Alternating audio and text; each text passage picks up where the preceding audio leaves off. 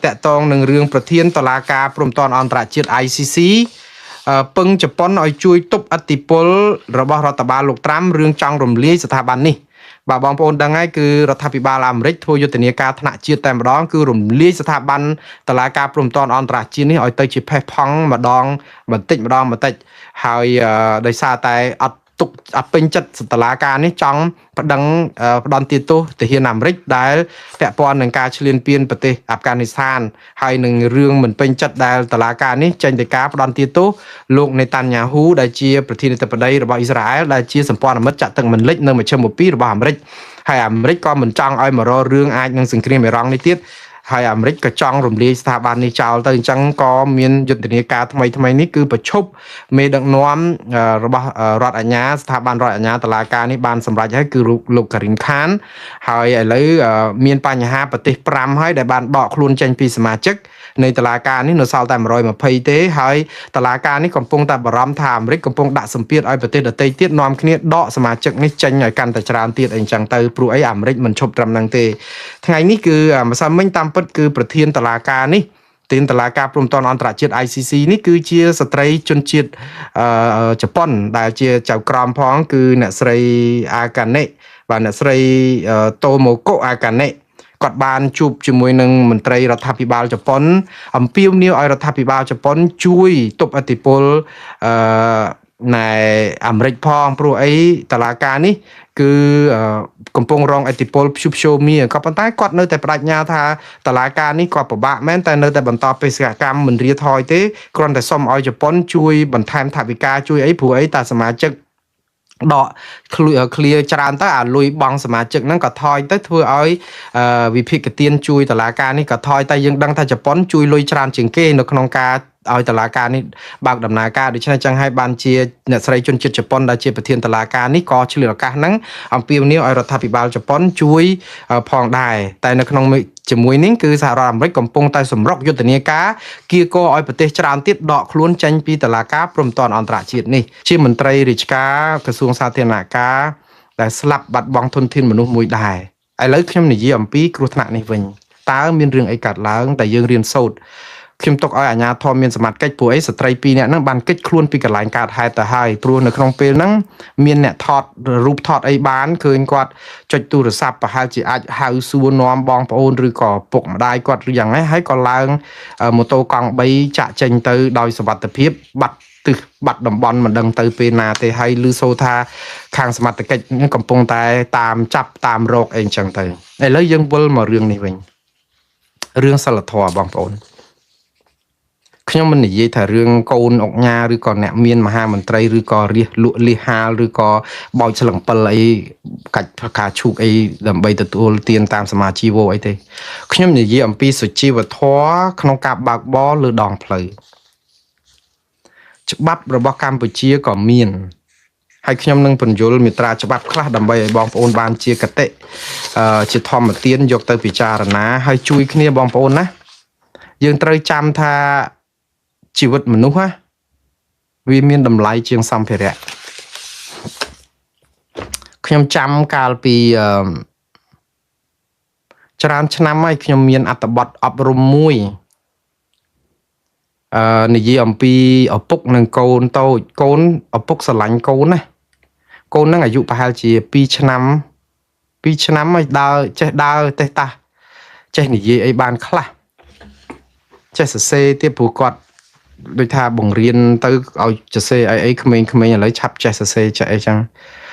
เอาพวกนั้นก็เต็มรถยนต์ทำไมมือเครื่องลุยสันซ้ำเมานั่งยูนะปลุกตุ่มรอบบานรถยนต์ทำไมนั่งรถยนต์ทำไมนั่งคือโกนนั่งก็จีโกนตะบงรถยนต์ก็จีรถยนต์ตะบงโกนสลันสเตอร์เล่ไปกับปันใต้รถยนต์นั่งคือสลันเลือกโกนแต่เตี้ยโดยซาแต่ถนอมถนัดจูดมาไงจูดหรือลงฉลองหมกบานคือเตยจูดเตยของไอ้ปลุกธรรมดาโดยยืนเนี่ยเด็ดบานระบอบระโบงนั่งเนี่ยนายก็โดยอย่างนั้นจังบางปอนกับปนตายสลับแต่เปลทั้งไงมุ้ยกับปงแต่จูดนั่งอะเคยสนามชกดรถยนต์ชกดกับเวมกับวามลังมาจั่วเมียน่ะซอไอ้กับเวมกับวามอะดังเพลียมถ้าโกนกอดเนี่ยชกดลานนั่งดังมองผู้ไอ้นักน้องเตะนั่งโกนตุยเตะตาดาวเมาใ hay ấy chẳng cho chặt cú ấy nên chàng cú ấy nâng hóa ta đón lục rõ đón bàn tay mà đón đấy cú lên chàng làn đại sọ lanh stơ lip stơ thay nà na pa mình bán á bong phôn khoan ta khơi cột phliếm á stu tăng rư ban lết á khi mà dưới trong sọ thực này đây lết á hả đây sao sầm hẹp mua lan mua ấy cho lan tới vay đây cô nó bắt mà riêng ở bay vay mà riêng đây cô nó bắt mà cứ đời sao không biết pro từ sờ lanh lan đi sờ lanh smile chỉ vật hạt ấy ban chỉ dương dọc một cu cả em cả vam đời thà toa mình bán và sưng sầm lấp bán ai sầm lấp côn bán nó có tầm mình đăng bàn tay hay còn bay bắt mà riêng đây mà hay còn đặc côn tới sừng cua nữ mình ti pa tới pro từ rum mà riêng đây nó côn nó co khi em sao đăng ấy nó có rum nó không mình ti pa nó ở bốc nó có từ tam mưa côn cùi sầm lăng mà riêng đây côn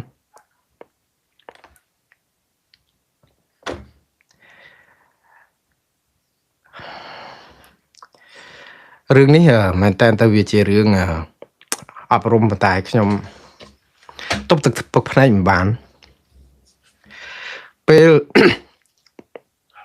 pe để quạt từng mưa mà điểm đại cô nên mình tì pet nắng côn quạt xua thà mà điểm đại cô nên ai chia ai pra can ấy bên bàn đại thế pa vận tải có bạ chẳng bại to tại cái cắt mà riêng nó trao thiệt con xua tha ta mà riêng nó ai pra bên bàn ấy chẳng ở bốc ăn men chầm lại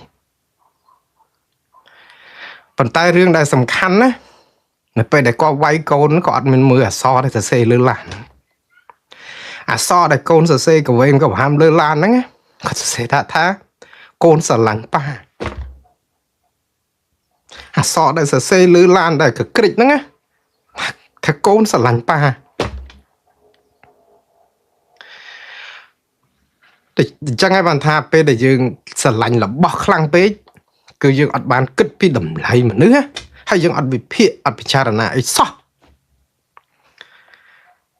nếu không tí pet nó pe để con xua sầm lúa nó cứ ở bốc ăn miên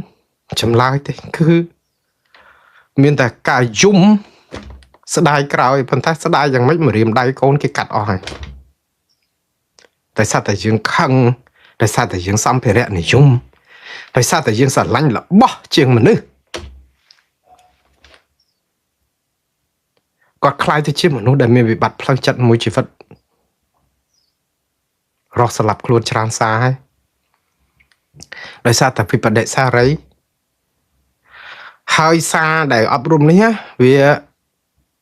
จับประดามสับสายชอนเข้มย่อเรื่องนี้บัตรทาจิสาอบรมปันตายเข้มจังปรับบองปอนทามนุษย์ฮะมีดำลายเชียงวัดโถชอสลันกรมครูสาวจราสลันมัดแพะบองปอนสลันสิกได้ทลายธนูเหมือนนึกเอาดำลายเหมือนนึกกลมเอาดำลายซ้ำเพระอะไรเข้มเวลมาเรื่องการไหนบอกสลับเข้มเคยเรื่องชราญนะเข้มเคยเรื่องชราญเหมือนแต่ในขยมจูบเรื่องนี้ในสระขมายเข้มเคยกรุธนาจราจอเก็บบกเนียตะกองลานนะจบไปเลยลานนะเนี่ยระบุเด็กดูเป็นเพลย์กอดตัวสตีฟลานกอดตากับปิดปันนากอดตัวมือสละเลยกอดตากับปิดปันนากอดตัวมือโมโตกอดตาโคยอดไออดบองพระองค์ขยมยุลบองพระองค์สลันละบ่ฮะปันไตสลัดทอระบองพระองค์ตีบนะกายล่างเปลแต่มีนกรุธนาจราจอเปลแต่มีนเรื่องไอปัญหาไอ้กระดอยซ้ำเพระตกมาดมสันเอาดมไล่แต่เลยชีวิตมนุษย์ตาคเนียซอกตกอย่างนาสัวนอมกวาดเลิกกวาดสกัดเบะโดงกวาดทือจลนากวาดดำใบบกวาดสลับเฮาล้านแปดหรือก็เฮาคเนียมาเอาช่วยมือคเนียนะจลกอหรือก็ไอ้อย่างช่วยมือคเนียก้ม ទៅគិតពីសម្ភារៈគិតពីម៉ូតូយើងខូចគិតពីឡានយើងកពិតគិតពីអីអត់ទេយើងស្រឡាញ់របស់ក៏ស្រឡាញ់ចោះប៉ុន្តែសុជីវធម៌មនុស្សក៏យើងគួរតែទៅឲ្យហួសពីការស្រឡាញ់របស់គឺយើងត្រូវចេះជួយសន្តោសប្រប្រណីគ្នាយ៉ាងហោចណាស់ក៏យើងផ្ដល់ភាពកក់ក្ដៅថាយើងបានចុះទៅសួរគេដែរយើងកុំទៅឲ្យចអុលមុខគេទៅចសម្លាញ់យកកភ្លើងទៅភ្ជុងគេដោយសារតែឡានយើងខូចដោយសារតែបញ្ហាអីសិលធម៌យើងទាបណាស់សុជីវធម៌យើងទាបណាស់បងប្អូនជាមនុស្សណាយើងកុំស្រឡាញ់វត្ថុស្រឡាញ់របស់ដោយឪពុកដែលទៅវាយដៃកូនរហូតដល់បាក់ម្រាមអស់នេះយើងត្រូវឲ្យតម្លៃទៅលើមនុស្សអញ្ចឹងមកខ្ញុំលើកទឹកចិត្តខ្ញុំមានរឿងនឹងកើនឡើងច្រើនដងណាមានពេលមួយនោះខ្ញុំជិះឡានមកដល់ម្ដុំគិរីរម្យខ្ញុំចេញពីផ្លូវតូចមកផ្លូវធំនៅក្នុងផ្លូវគិរីរម្យហើយខ្ញុំជិះមកខ្ញុំជន់ហ្វ្រាំងព្រោះដោយសារតែផ្លូវធំវាចរាចរណ៍លឿនស្រាប់តែជន់ហ្វ្រាំងឡានឈប់ងក់ខ្ញុំលឺសូរបុកដាំងគូតឡានខ្ញុំមានស្ត្រី3នាក់កំពុងតែបើកម៉ូតូមុខឡើងស្លេកញ៉ាំងមកសាពះអង្វរថាគាត់សុំទោសឲ្យគាត់ជន់ហ្វ្រាំងមិនស៊ីទេបុកគាត់ភ័យថាខ្ញុំនឹងរករឿងគាត់ដែរប៉ុន្តែបងប្អូនគ្រាន់តែបុកហ្នឹងគឺខ្ញុំដឹងថាឡានខ្ញុំវាអាចកពិតអាចកោតអាចអីព្រោះខ្ញុំអត់បានគិតរឿងកតុយឡានខ្ញុំបុកឬអីគឺខ្ញុំចាប់ផ្ដើមសួរគាត់ថាតើគាត់មានរបួសស្នាមមានអីត្រូវទៅមន្ទីរពេទ្យគាត់ភ័យខ្លាំងគាត់មិនហ៊ាននិយាយថាគាត់របួសអីទេគាត់គ្រាន់តែថាយើងថាមិនអីទេហ្នឹងណាគឺគាត់សប្បាយចិត្តដូចត្រូវឆ្នោតហើយខ្ញុំចិត្តតែគិតថាចោះហេតុអីបានជាមនុស្សយើងពេលដែលប៉ះពាល់គ្នាភ័យលុតចង្គង់ស្ពះយើងហើយអ្នកខ្លះទៅសលុតទៅទាត់ទៅធាក់គេទៀតអាក្រក់មនុស្សយើងសិលធម៌គុណធម៌សំខាន់ណាស់បងប្អូនខ្ញុំនិយាយរឿងនេះដោយសារតែខ្ញុំឃើញព្រឹត្តិការណ៍កើតឡើងដែលបុរសម្នាក់ស្លាប់ស្ត្រី2នាក់គាត់ដើរ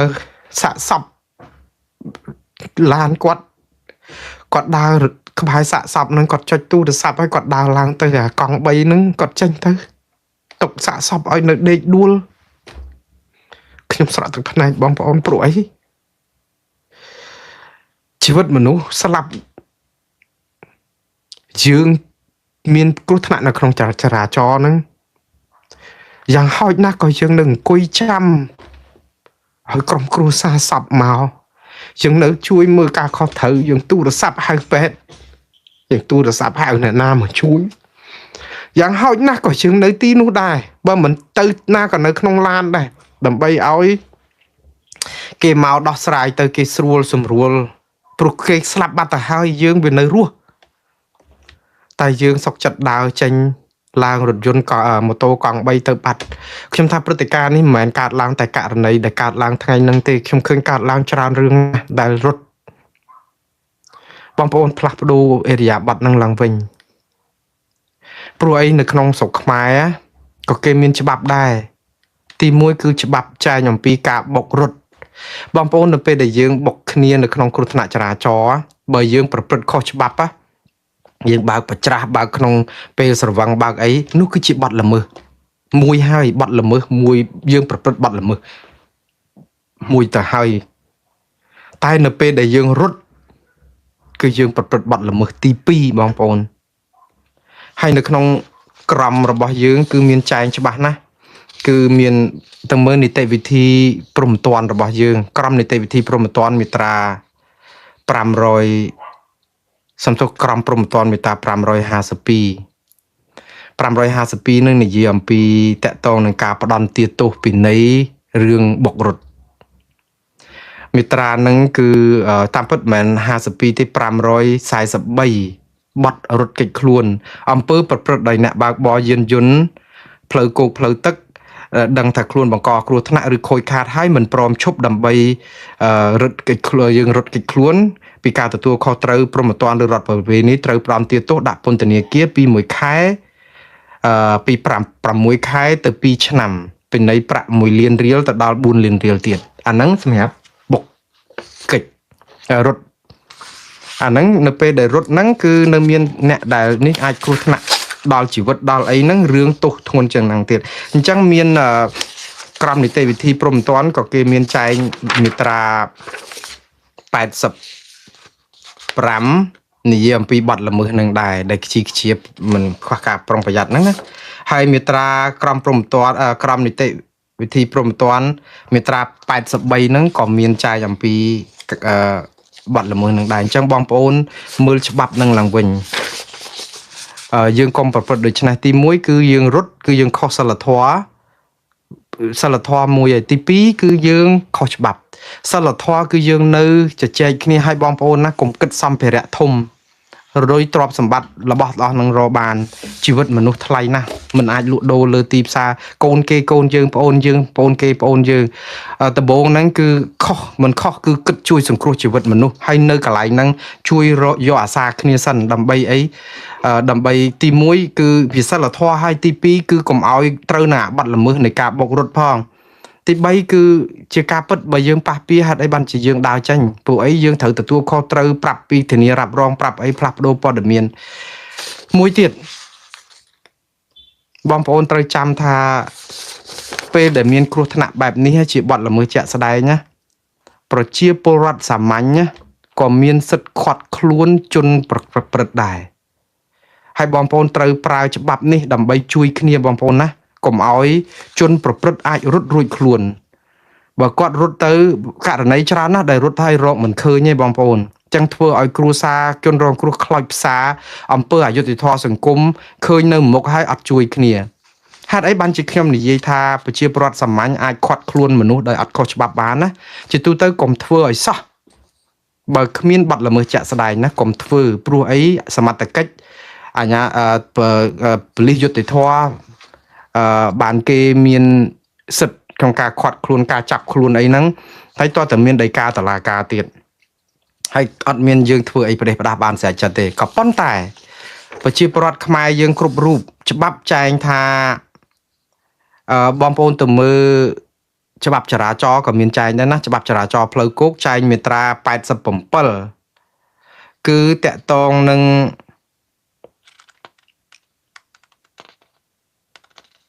នៅ89sorry ខ្ញុំអានម្ដងទៀតថាអាចច្រឡំមេត្រាខ្ញុំដឹងថាមេត្រា8ជាងដែល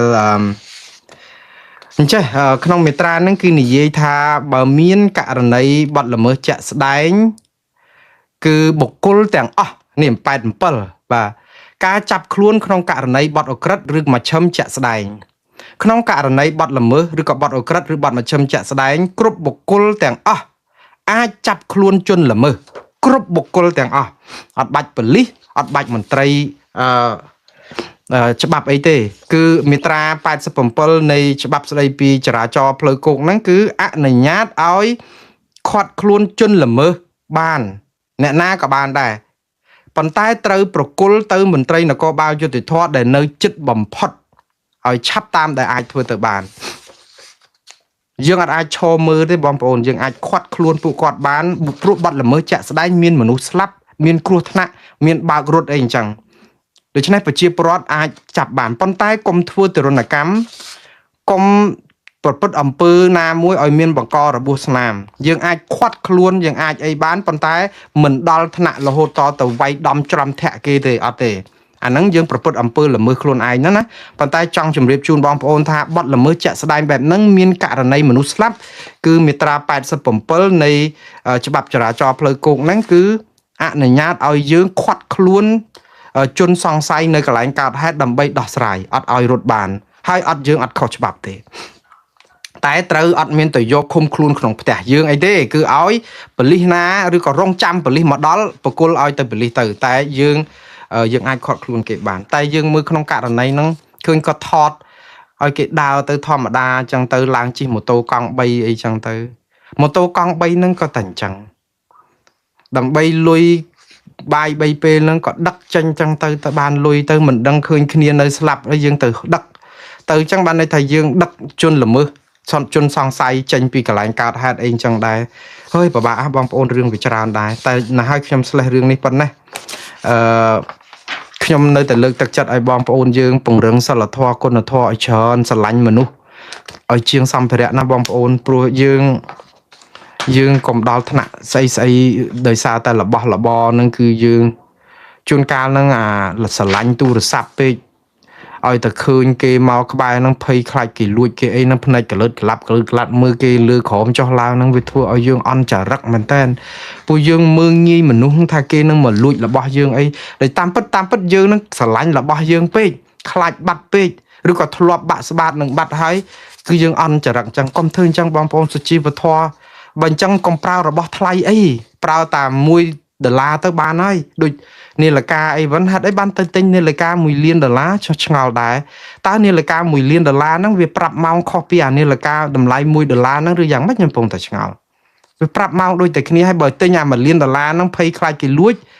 ប្រើអា$1ទៅយើងមានអារម្មណ៍ផ្លូវចិត្តនឹងល្អជាងហើយប្រាប់ម៉ោងដូចគ្នាទៀតបាទឥឡូវនៅច្រើនណាស់ហើយហួសម៉ោងច្រើនណាស់បងប្អូនតោះមេបកចំនួនថ្មីលោកមេឃសវណ្ណារាគ្រងប្តឹងមេឃុំ8មុំលោកខៀវជ្រិនរឿងបង្ខាំងមនុស្សដោយខុសច្បាប់បង្ខាំងមន្ត្រីបកនេះដោយខុសច្បាប់អូយរឿងនេះដូចសឡកពឹសហើយដូចបៃលុកបៃឡអញ្ចឹងបងប្អូនថ្ងៃខ្ញុំឃើញម្សិលមិញនេះគឺលោកមេឃសវណ្ណារាដែលមេបកចំនួនថ្មីហ្នឹងគឺគាត់បានថ្លែងសារឲ្យគាត់ប្រកាសថាគាត់កំពុងគ្រោងរៀបចំមេធាវីដើម្បីដាក់ប្តឹងទៅលោកមេឃុំប្តឹងមេឃុំ8មុំលោកខៀវជ្រិននៅឯស្រុកត្រាំងខេត្តតាកែវរឿងហ្នឹងគឺអញ្ចេះទេពីថ្ងៃម្សិលមិញពីថ្ងៃគឺមានមន្ត្រីគណៈបកចំនួនថ្មីគាត់ហ្នឹង2នាក់ដែលមានលោកនីសុភ័ណ្ឌដែលជាអនុប្រធានក្រុមការងារថ្នាក់ជាតិរបស់គណៈបកចំនួនថ្មីហ្នឹងចុះទៅសុំមេឃុំនៅ8មុំលោកជ្រិននៅខៀវជ្រិនហ្នឹងសុំលើកស្លាកគណៈបកតាមពិតគាត់ធ្លាប់សុំម្ដងហើយប៉ុន្តែលោកមេឃុំហ្នឹងធ្លាប់ប្រាប់គាត់ម្ដងដែរថាអត់ឲ្យលើកទេព្រោះអាស្លាកហ្នឹងមេឃុំហ្នឹងគេអ្នកសម្រាប់ហ្មងព្រោះវាអត់មានគោលការណ៍ច្បាប់ណាទេថាបើកន្លែងហ្នឹងមានស្លាកគណៈបកប្រជាជនកម្ពុជានៅហ្នឹងហើយគឺគណៈបកណាផ្សេងអត់អាចទៅលើកស្លាកនៅហ្នឹងបានទេក្បែរហ្នឹងអត់បានទេត1គីឡូដីឆ្ងាយពីហ្នឹងអត់ដឹងច្បាប់ណាទេលោកខៀវជ្រិនហ្នឹងគាត់ថាអញ្ចឹងមកថាចេញឆ្ងាយ1គីឡូដីបានឲ្យទៅលើកស្លាកប៉ុន្តែខាងក្រមគណៈបកចំនួនថ្មីនៅតែគិតថាវាអត់មានច្បាប់ចែងវាអត់មានអីក៏ទៅលើកស្លាកហ្នឹងគឺដើម្បីកុំឲ្យខុសទៅសុំលោកឃុំមេឃុំខៀវជ្រិនហ្នឹងដើម្បីលើកស្លាកហ្នឹងហើយសុំឲ្យលោកបញ្យលថាច្បាប់ណាដែលនិយាយថាអត់ឲ្យលើកស្លាកក្បែរគ្នាតឆ្ងាយពីគណៈបកប្រជាជនកម្ពុជា1គីឡូដីបានអាចលើកបានអីចឹងណាព្រោះកន្លែងខ្លះឃើញគេដាក់ចម្រុះគ្នាមានស្លាកគណៈបកនយោបាយ3 4អីចឹងដែរពេលដែលទៅតតាំងជាមួយនឹងលោកមេឃុំខៀវជ្រិននៅឯស្នាក់ការឃុំហ្នឹងគឺខាងមន្ត្រីគណៈបកចំនួនថ្មីហ្នឹងគាត់ព្យាយាមកត់ត្រាសម្ដីរបស់លោកខៀវជ្រិនដែលនិយាយពីរឿងថាមិនអោយដាក់ប្រមាណតឆ្ងាយពី1គីឡូដីអីហ្នឹងអីចឹងហ្នឹងគាត់សួរឲ្យមានថតវីដេអូទៀតអារឿងថតវីដេអូថតអីហ្នឹងឯងដែលធ្វើឲ្យលោកខៀវជ្រិនគាត់មួម៉ៅដល់គាត់មួម៉ៅទៅគាត់រករឿងរហូតតលតែទាឲ្យលុបវីដេអូហ្នឹងអស់លុបវីដេអូលុបអីអស់ហើយចាប់ខាត់ខ្លួននៅក្នុងឃុំហ្នឹងមកបិទសោអត់ឲ្យចេញប្រហើយខ្លាំងមែនតើលោកខៀវជ្រិនសុំសរសើរវាអត់មានអំណាចឯណាទៅឃុំខ្លួនមនុស្សបានក្រៅពីតុលាការក្រៅពីរដ្ឋអាជ្ញាក្រៅពីប៉ូលីសទេប៉ុន្តែលោកមេឃុំខៀវជ្រិនប្រហែលជាគាត់ភ្លេចគិតថានេះប្រហែលជាសម័យខ្មែរក្រហមដឹងព្រោះសម័យខ្មែរក្រហមមេឃុំអូស៊ីថ្លើមមនុស្សយកណាទៅស្លាប់ក៏បានដែរប្រហែលជាអាចគាត់សម័យថាសម័យនេះនៅការគ្រប់គ្រងបែបសម័យខ្មែរក្រហមអីព្រោះគឺមេគាត់អីសើងើបមួយវាយមួយបានស្រេចចិត្តក៏មិនដឹងអាហ្នឹងរឿងហ្នឹងវាអាចអញ្ចឹងដែរអញ្ចឹងទៅឃុំខាងគេដោយខុសច្បាប់ប៉ះណាមិនដឹងប៉ះស្បុកអាម៉ាល់ទៀតព្រោះខាងគណៈបកចំនួនថ្មីនេះដឹកនាំដោយលោកមេឃសវណ្ណារាអីនេះលោកមានដៃខ្លាចគុកវិញកាលជាប់គុកច្រើនដងច្រើនឆ្នាំឡើងស្វាមអីហ្នឹងដូច្នេះគាត់ក៏តវ៉ាតាមពិតការតវ៉ារបស់គណៈបកចំនួនថ្មីនេះត្រូវគាត់ថាគាត់កំពុងរៀបចំមេធាវីដើម្បីទៅប្តឹងមេឃុំខៀវជ្រិននេះឲ្យដោះស្រាយបញ្ហាបង្ខាំងមនុស្សដោយខុសច្បាប់ ព្រោះអីមិនមានសិទ្ធអីបង្ខាំមនុស្សគាត់ទៅសំណូមពរឲ្យលោកសសុខាក្រសួងមហាផ្ទៃអីហ្នឹងចាត់វិធានការនេះឥឡូវមិនដឹងថាគាត់ប្តឹងដាក់ពាក្យបណ្ដឹងពេលណាទេយើងចាំតាមដានបន្តទៅទៀតបងប្អូនហើយហេតុការណ៍នេះគឺបានកើតឡើងទៅហើយចិត្តដល់បោះឆ្នោតហើយរឿងបែបនេះគឺនឹងកើតឡើងជាដរាបហើយបើសិនជាមន្ត្រីឃុំនេះមិនដោះស្រាយចាត់ការគាត់ទេរឿងនេះនឹងធ្វើទុកបុកម្នេញរបស់សកម្មជនគ្រប់តែកន្លែងហើយសកម្មជនមេបកចំនួនថ្មីនឹងដូចកម្មជាងគេថ្ងៃមុនហ្នឹងនៅកំពង់ចាមគេនាំគ្នាទៅចូលអង្គុយមើលនៅក្នុងប្រជុំយកប៉ូលីសយកអីមកទៅក្រោយគាត់ប្តឹងផ្ដាល់ទៅបានខាងប៉ូលីសខាងអីគេមកសុំទោសថាជាកំហុសឆ្ងល់កងបច្ចេកទេសឥឡូវចាំមើលលោកខៀវជ្រិនហ្នឹងខាងថ្នាក់លើគេដោះស្រាយមិនហេងសុយចោតក្រុមមន្ត្រីគាត់ហ្នឹងថាជាអក្រិតជនជាអីទៀតចាប់ដាក់គុកទៀតក៏ថាបានដែរបាទឥឡូវហ្នឹងយើងតាមដានតទៅទៀតបងប្អូនអនិច្ចំនេះនោះព័ត៌មានបន្ទាប់ក្រៅពីលោកមេឃសវណ្ណរានេះគឺតកតងនឹងរឿងតុលាការសម្រាប់ផ្ដន្ទាទោសលើអ្នកសារព័ត៌មានលោកហែមវណ្ណាជំវិញការរាយការណ៍ករណីហិង្សាក្នុងទីតាំងសង្ស័យថាមានការឆបោកអនឡាញបាទឥឡូវនេះគឺតុលាការសម្រាប់ផ្ដន្ទាទោសលើអ្នកសារព័ត៌មានលោកហែមវណ្ណានេះគឺអង្គការលីកាដូទេដែលគាត់រាយការណ៍ថាពីរសៀលថ្ងៃទី28ខែកក្កដាសាលាដំបងខេត្តបន្ទាយមានជ័យសម្រាប់ផ្ដន្ទាទោសលោកហែមវណ្ណាមកពីគេហទំព័រ HVNN គឺ TV online ដាក់ពន្ធនាគារ6ខែតែទោសនេះត្រូវព្យួរពីបទញុះញង់បង្កឲ្យមានភាពវឹកវរធ្ងន់ធ្ងរដល់សន្តិសុខសង្គមលោកវណ្ណាជាប់ពន្ធនាគារនៅខេត្តបន្ទាយមានជ័យអស់ពេល2ខែ2ថ្ងៃហើយចាប់តាំងពីថ្ងៃចាប់ខ្លួនថ្ងៃ4ខែកុម្ភៈ2026បាទយើងនឹងបន្តទៅទៀតគេចោទគាត់នឹងពីបទដូចថាស្ដាប់ឬថតពាក្យសម្ដីឯកជនតាមមាត្រា301ក្រមព្រំទាន់រឿងដដែលបាទឥឡូវបន្តទៅទៀតបងប្អូនគឺបណ្ដាញសហគមន៍ព្រៃឡង់ខេត្តព្រះវិហារនាំគ្នាដាក់ពាក្យប្តឹងករណីបាត់ល្មើសធនធានធម្មជាតិក្រសួងមន្ទីរមានដល់ទៅ31ដល់ពេលរឿងព្រៃឡង់ទៅឲ្យសហគមន៍នាំគ្នាទៅការពារខ្លួនឯងអត់បានមរៀលហ្នឹងគឺស្ម័គ្រចិត្តទៅទាំងយប់ផ្លោកទៅចាប់ឡានកាក់ឡានដឹកឈើដឹកអីផងពាក្យបណ្ដឹងនេះគឺបោះសហគមន៍ព្រៃឡង់គាត់ផ្តិតមេដៃ2 4 6 8 10 12 14 16 18 20 21នាក់ដែលជាប្រជាសហគមន៍នឹងដាក់ប្តឹងទៅអាជ្ញាធរឬក៏មន្ទីរប្រធានមន្ទីរបរិស្ថានខេត្តព្រះវិហារកម្មវត្ថុសំណើសុំប្តឹងបុគ្គលឈ្មោះយ៉ានថាជាភេទប្រុសអាយុប្រហែល30ឆ្នាំមានទីលំនៅភូមិភ្នាក់រលឹកឃុំឆ្មាស្រុកជ័យសែនខេត្តព្រះវិហារករណីប្រព្រឹត្តបទល្មើសធនធានធម្មជាតិដឹកជញ្ជូនឈើខុសច្បាប់ប្រើរថយន្តកែច្នៃហ្នឹងហើយទុកឲ្យអាជ្ញាធរដោះស្រាយទៅបងប្អូនគាត់នាំគ្នាជួយដែរបន្តទៅទៀតគឺព្រឹទ្ធសភាអាមេរិកបោះឆ្នោតគាំទ្រច្បាប់បន្ថែមដាក់សម្ពាធលោកពូទីនឲ្យឆាប់បញ្ចប់សង្គ្រាមឈ្លានពានអ៊ុយក្រែន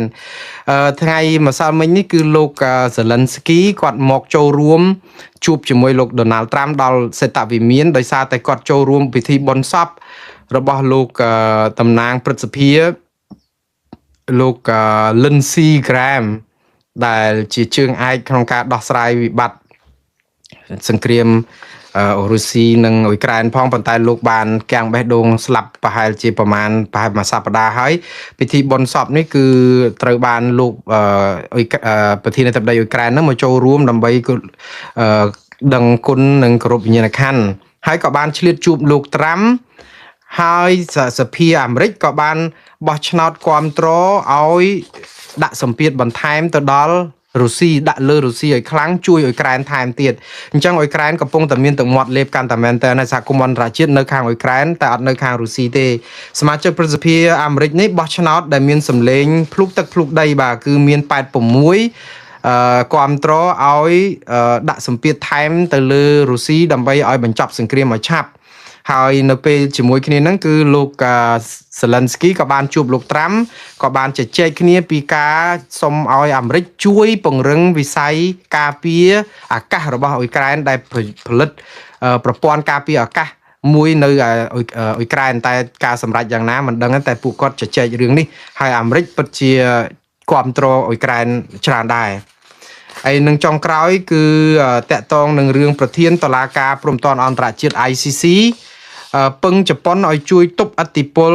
របស់រដ្ឋបាលលោកត្រាំរឿងចង់រំលាយស្ថាប័ននេះ បាទបងប្អូនដឹងហើយគឺរដ្ឋាភិបាលអាមេរិកធ្វើយុទ្ធនាការថ្នាក់ជាតិតែម្ដងគឺរំលាយស្ថាប័នតុលាការព្រំប្រទានអន្តរជាតិនេះឲ្យទៅជាផេះផង់ម្ដងបន្តិចហើយដោយសារតែអត់ពេញចិត្តតុលាការនេះចង់ប្តឹងផ្ដន់ទាទោសទាហានអាមេរិកដែលពាក់ព័ន្ធនឹងការឈ្លានពានប្រទេសអាហ្វហ្គានីស្ថានហើយនឹងរឿងមិនពេញចិត្តដែលតុលាការនេះចេញទៅការផ្ដន់ទាទោសលោកនេតាន់យ៉ាហ៊ូដែលជាប្រធានាធិបតីរបស់អ៊ីស្រាអែលដែលជាសម្ព័ន្ធមិត្តចាក់ទឹកមិនលិចនៅមជ្ឈមបូព៌ារបស់អាមេរិកហើយអាមេរិកក៏មិនចង់ឲ្យមករករឿងអាចនឹងសង្គ្រាមអ៊ីរ៉ង់នេះទៀតហើយអាមេរិកក៏ចង់រំលាយស្ថាប័ននេះចោលទៅអញ្ចឹងក៏មានយុទ្ធនាការថ្មីនេះគឺប្រឈប់មេដឹកនាំរបស់រដ្ឋអាជ្ញាស្ថាប័នរដ្ឋអាជ្ញាតុលាការនេះបានសម្រេចហើយគឺលោកការីនខានហើយឥឡូវមានបញ្ហាប្រទេស5ហើយដែលបានដកខ្លួនចេញពីសមាជិកនៃតុលាការនេះនៅសល់តែ120ទេហើយតុលាការនេះកំពុងតែបារម្ភថាអាមេរិកកំពុងដាក់សម្ពាធឲ្យប្រទេសដទៃទៀតនាំគ្នាដកសមាជិកនេះចេញឲ្យកាន់តែច្រើនទៀតអីចឹងទៅព្រោះអីអាមេរិកមិនឈប់ត្រឹមហ្នឹងទេថ្ងៃនេះគឺម្សិលមិញតាមពិតគឺប្រធានតុលាការនេះតុលាការព្រំប្រទានអន្តរជាតិ ICC នេះគឺជាស្ត្រីជនជាតិជប៉ុនដែលជាចៅក្រមផងគឺអ្នកស្រីអាកាណេបាទអ្នកស្រីតូម៉ូកូអាកាណេគាត់បានជួបជាមួយនឹងមន្ត្រីរដ្ឋាភិបាលជប៉ុនអំពាវនាវឲ្យរដ្ឋាភិបាលជប៉ុនជួយទប់ឥទ្ធិពលណែអាមេរិកផងព្រោះអីតុលាការនេះគឺកំពុងរងឥទ្ធិពលព្យុះសូមៀក៏ប៉ុន្តែគាត់នៅតែបដិញ្ញាថាតុលាការនេះគាត់ពិបាកមែនតែនៅតែបន្តបេសកកម្មមិនរាថយទេគ្រាន់តែសុំឲ្យជប៉ុនជួយបន្ថែមថវិកាជួយអីព្រោះអីតាសមាជិកដកឃ្លាច្រើនទៅអាលុយបងសមាជិកហ្នឹងក៏ថយទៅធ្វើឲ្យវិភាគទានជួយតុលាការនេះក៏ថយតែយើងដឹងថាជប៉ុនជួយលុយច្រើនជាងគេនៅក្នុងការឲ្យតុលាការនេះបើកដំណើរការដូច្នេះចឹងហើយបានជាអ្នកស្រីជនជាតិជប៉ុនដែលជាប្រធានតុលាការនេះក៏ឆ្លៀតឱកាសហ្នឹងអំពាវនាវឲ្យរដ្ឋាភិបាលជប៉ុនជួយផងដែរតែនៅក្នុងជាមួយនេះគឺសហរដ្ឋអាមេរិកកំពុងតែសម្រុកយុទ្ធនាការគៀកោឲ្យប្រទេសច្រើនទៀតដកខ្លួនចេញពីតុលាការព្រំប្រទានអន្តរជាតិនេះហើយយើងយ៉ាប់មែនតើបាទតែឥឡូវធ្វើម៉េចខ្ញុំសូមស្លេះការផ្សាយរបស់ខ្ញុំត្រឹមប៉ុណ្ណឹងសិនចុះបងប្អូនជប់ជ្រៅណាស់ហើយរាត្រីសួស្តីបងប្អូននៅស្រុកខ្មែរអរុនសួស្តីបងប្អូននៅសហរដ្ឋអាមេរិកបាទខ្ញុំសូមជម្រាបលាត្រឹមប៉ុណ្ណេះសិនជួបគ្នានៅរាត្រីថ្ងៃស្អែកទៀតបាទសូមអរគុណ